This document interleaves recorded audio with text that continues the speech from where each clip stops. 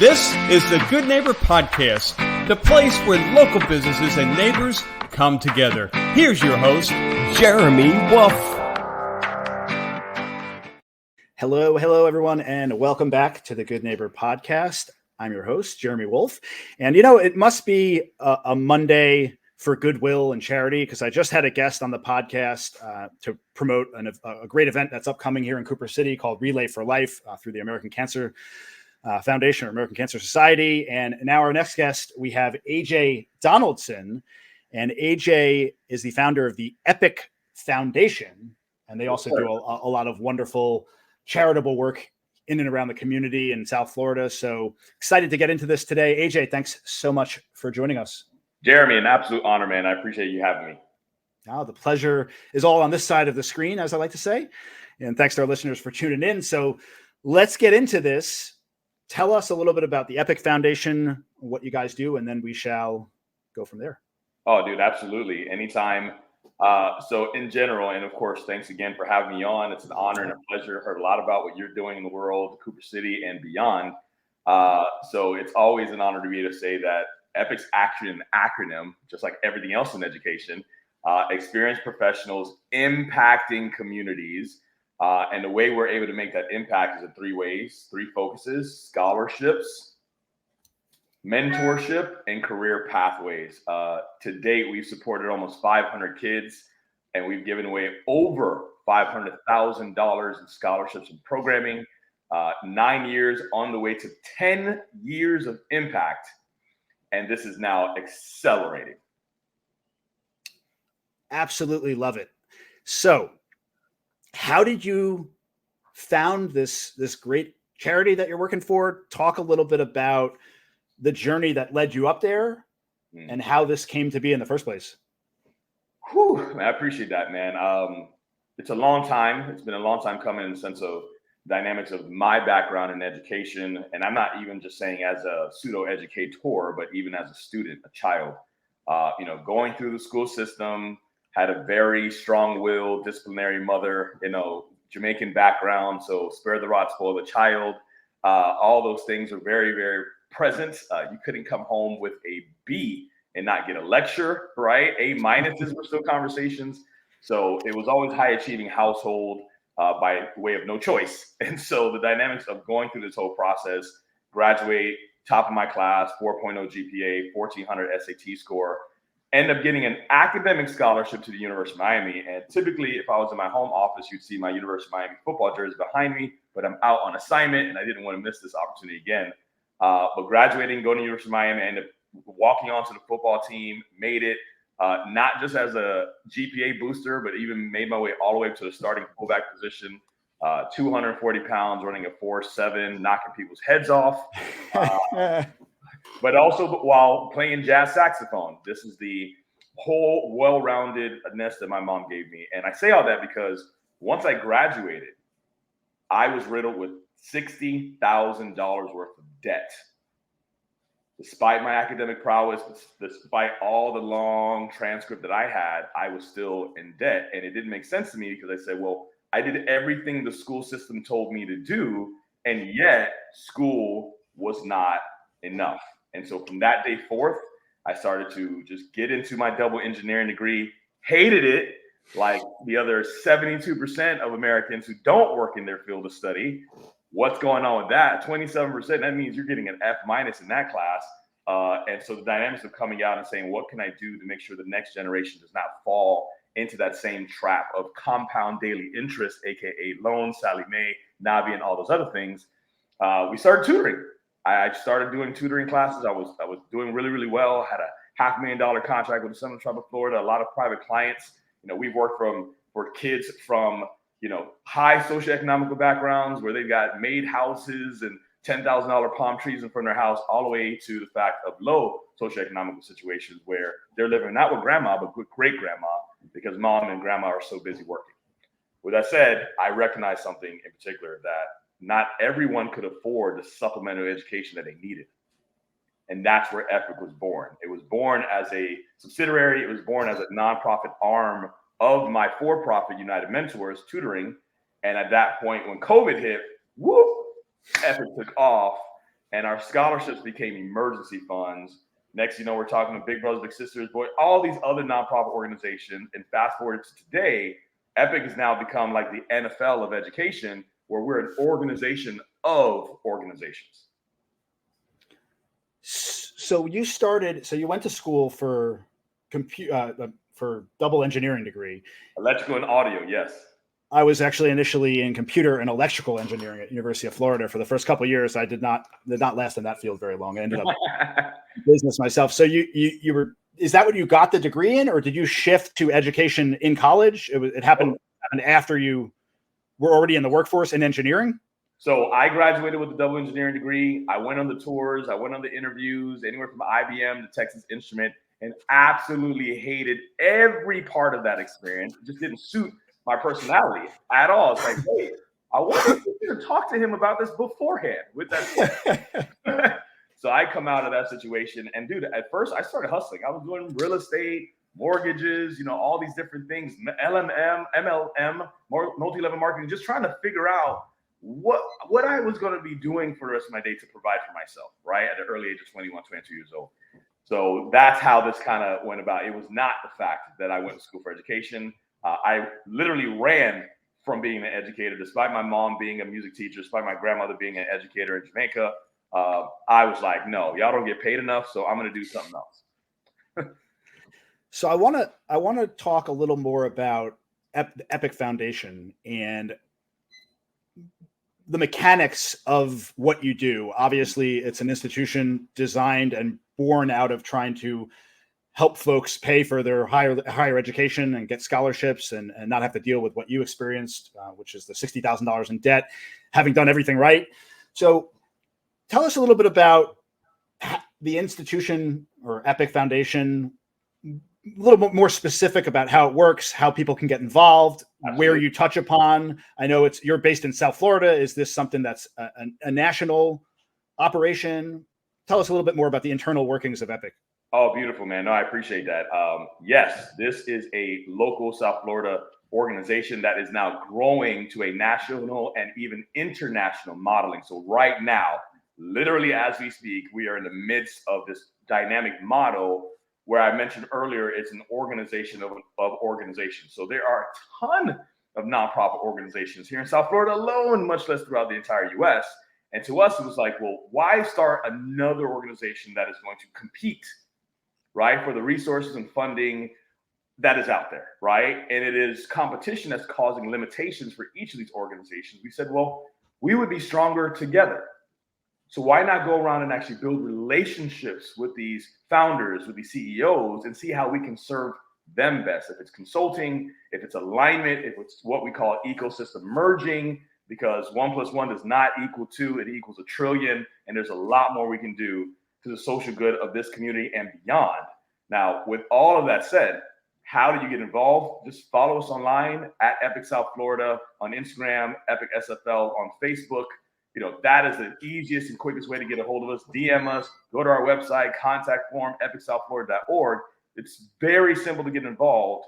And the dynamics of, if you have a favorite charity that you love and that you serve and you support, tell us about it, because we'd love to meet them. We'd love to find out about what they do and if we can align. And as long as it falls under scholarships, the money, the finances, the great equalizer here in America, mentorship, which is the time we spend with these kids, these young people, especially when it comes to a platform of education. And here's the key: career pathways. And to your point, yes, it started off as a scholarship fund, helping these young people seek these scholarships so they didn't end up in debt, riddled in debt, starting their careers. But what it's evolved to, that's still present, that's the foundation of our foundation. But what it's evolved to now is helping expose more kids to all of the viable options that are out there they have no idea about. Just like my good friend Jeremiah, right? He's a HVAC, AC technician, doing very well financially for himself, I may say. So why not expose these kids earlier on? What does America look like if we don't have construction? We don't have people building buildings, right? You don't necessarily have to go to a 4, 6, and 8-year degree to start in these fields of study. And for me, that is the exposure that I wish I had. Jeremy, I'm sure you wish somebody would have told you about some of these options back in the day when you were in high school doing trigonometry and never use ever again. The dynamics of that is we want to make sure that we are everything in supplement to the system. We have become, as the young people have told me, Donaldson, you're everything the school system's not. When did it become apparent to you as you were building Epic Foundation that helping to amplify voices already in existence and creating a larger network of existing networks was the best way to do this? Because I'm sure that you didn't start there, right? You started with the scholarship fund and everything was born out of that. Did that come after COVID, before COVID? Oh, great question, man. Very intuitive of you. So like you said, we started off with scholarship fund. And why? Because Epic was a nonprofit arm of United Mentors, my for-profit business, tutoring everywhere throughout South Florida. And what we did as the founder and CEO of United Mentors, it was we put 10% of our profit into that social initiative, right? Into ensuring that no matter what the child's socioeconomic situation is, that we could help bridge the gap. The more and more we got involved in education, the more and more we learned about what was going on and the deficits. Again, school has its place, but school isn't the end all to be all. You know, Jeremy, your education didn't start at school. You didn't utter your first words at school, right? And I bet your education didn't end when you left school either. So why do we call it an education system? So in that deficit, in those gaps, in the evolving schooling, and especially because of COVID, we just continue to evolve and fill these gaps that we found. And to your point, yes, the scholarship fund transitioned right as COVID happened into emergency funds. And at that point, we started to realize more deficits. So some of these kids we had supported from scholarships and financial aid then said, well, Donaldson, we need help with mentorship. It was tutoring, SAT prep. Well, you know, obviously I have a very diverse background in that. So we started to be able to associate some of those funds to whatever company they needed help in that specific lane to make sure they had the time, right, to spend with somebody with an expertise to get to where they needed to go in order to achieve. And then one more evolution in 2022, these kids needed jobs, right? Graduated for college or not, it doesn't matter. Time is on no one's side. These kids are starting to become young adults and they are working at Starbucks, right? It's like, well, this kid is extremely gifted with cars. Let's get him into auto mechanics. Let's shift some of these funds over there instead of just sending it to the colleges and university. And that's how the career pathways evolved in 2022. And now we're just accelerating because we have a ton of testimonies, kids that are working on jobs, kids that didn't even have degrees and they're working in accounting. Oh my goodness. So that is what this has all been about. And yes, even though we envisioned this prior to COVID, COVID accelerated us and it has been an incredible journey. So what do you think it was about COVID that created this, I guess, perfect storm or this impetus for transitioning Epic in the direction it went? Do you think it had something to do with the fact that everybody was kind of plucked out of their physical environments and everything went digital and it was like, wow, you know, there's what do you think? What are your thoughts on that? Oh, dude, I could unpack this all day long. Like, how much time you got? I'll narrow it down to two things. First and foremost, like you said, they got plucked out of their normal environment. They're at home, but also they're at home with their kids. And because of that, virtual learning took off. It wasn't like people weren't on Zoom doing virtual learning before, right? Khan Academy, all that stuff was already in place, but it accelerated the household's knowingness of what's missing in their schooling. Now mom and dad is like, what the heck is this? It gave me a deeper appreciation for the role that teachers play in our kids' lives. Because just having my kids at home and watching them go through that process and seeing what the teachers dealt with. I mean, at the time, my kids were, I guess, 6 and 8-ish. So they were in that phase where the attention span is not quite developed yet. So I would watch classes of 20 kids on Zoom. And I'm sitting there telling my son to pay attention and woo. Yeah. Fun. Oh, imagine. Yeah. In a corporate learning environment too. I mean, face to face in front of each other, right? Feeding off each other's energy. So big shout out to all of our educators and our teachers out there for sure. And honestly, dude, I never speak ill in a sense of, well, you know, school is, we need to end. No, listen, school has its place. If you've got that child whose dog died from a brain aneurysm and just became very passionate about the human brain and wants to become a neuroscientist and all that stuff, absolutely. You need to go to school. You need to go to college. You need 19 years of education before you touch this big head of mine. So please get your grades up, right? Absolutely. But what about the other 97% of students that's just not their calling? That's just not their purpose, right? That is not what they want to do, nor are they gifted in doing so. Why do we have them in classes learning trigonometry, calculus, and all these things that are dedicated to engineering, aerospace, science, all those other things, like myself? Yet I am doing nothing in engineering outside of the fact that I really like math. I can help these young people to take very complicated things and simplify it to the elementary level. So to your point, that time that they got back and having to be exposed to what is and is not schooling versus just the assumption that as long as I drop my kids off in class, I'm a good parent, I've done my job, pat myself in the back, let me go to work and earn money. We were forced to deal with both at the same time, and it was a whole perspective change and shift. It was exposure. It was exposure. Independent of that, it was also the fact that a lot of parents were so busy working, it was difficult to try to balance that work and that life when it comes to their child's school. And this is where the phrase, it takes a village to raise a child. It takes a village. It can't be just mom and dad. You have a specific role, right? It can't just be the teacher. They have a specific role, and a lot of those responsibilities have also been removed from them because of liabilities. So where are these kids going to get that extra help that they need? What happens when mom and dad can't afford tutoring or any of those other supplements? What then? And I heard a phrase, and I'll digress from here, but as much as we all know that phrase, it takes a village to raise a child, to the point it's almost cliche, it's almost taboo. We've heard it our whole lives. We thought the education system invented it. That is not true. Come to find out later on, during COVID, after the George Floyd situation, and on MLK Day, I wanted to say this real quick, that they finally started to honor that phrase, it takes a village to raise a child, as an African proverb. And Jeremy, we can both agree, and anybody who's listening, we can both agree, there's more likely that, or most likely more than one African proverb. So again, during COVID in that time, we had a chance to do some research. We find out that it was a precursor. It was a warning. It says, it takes a village to raise a child, and the child not embraced by its village will burn it down to feel its warmth. That's deep. That's what we're experiencing. These kids that are falling through the proverbial cracks, that is more like a black hole, when this young person then re-immerses as an adult with access. This is why we have code red. This is why we have code black now in the classrooms, because these are kids we didn't embrace. Well, it's not my child, but they're part of your village, they're a part of your society. And if we don't do something about it, we're all in trouble. Yeah, as our society just gets more technological, there's more social media, there's more noise. Yes.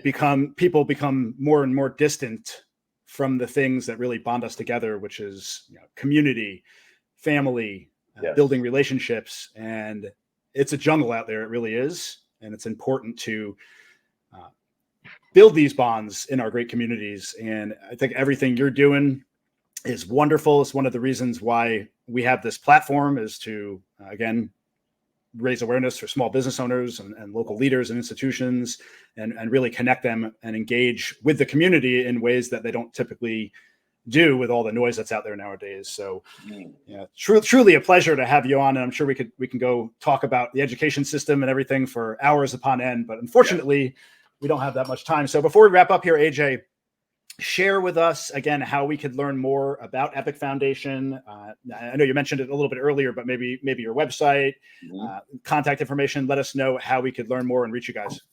Yeah, no, absolutely. And it's funny you say contact information. Like anybody, calls businesses, everything's online, right? You're dealing with AI and all that stuff. So I default to the website. Epic, you guys see all those spelled out. Epic South Florida, once again spelled all the way out. .org. You go to our website and everything is there. Contact form, social media, anything you need. The scholarship form for your child. You can go to programs and click that mentorship and find a mentor, right? You can submit request forms. And let me tell y'all something. This is why I mentioned the whole organization of organizations, because if we don't have it, we know somebody who does. That is the absolute truth. We have amassed a massive ecosystem of incredibly heart-centered, integrous organizations that work with children, right? And young people, and job source, and all these different opportunities, job readiness, all these different opportunities we help our children. Because why the heck do we have them in school in the first place? But to get a job, to get the heck out of mom and dad's house one day. So, if you need any level of support, it does not matter your socioeconomic status. It does not. Low, moderate, high, it does not matter. We have ways of supporting you through our ecosystem of people. Go to our website, go to our social media, like, subscribe, follow, all the things. And just remember, ask for help, right? You say, if you hear something, you see something, say something. It's the same thing in your own life. Doesn't matter what's going on.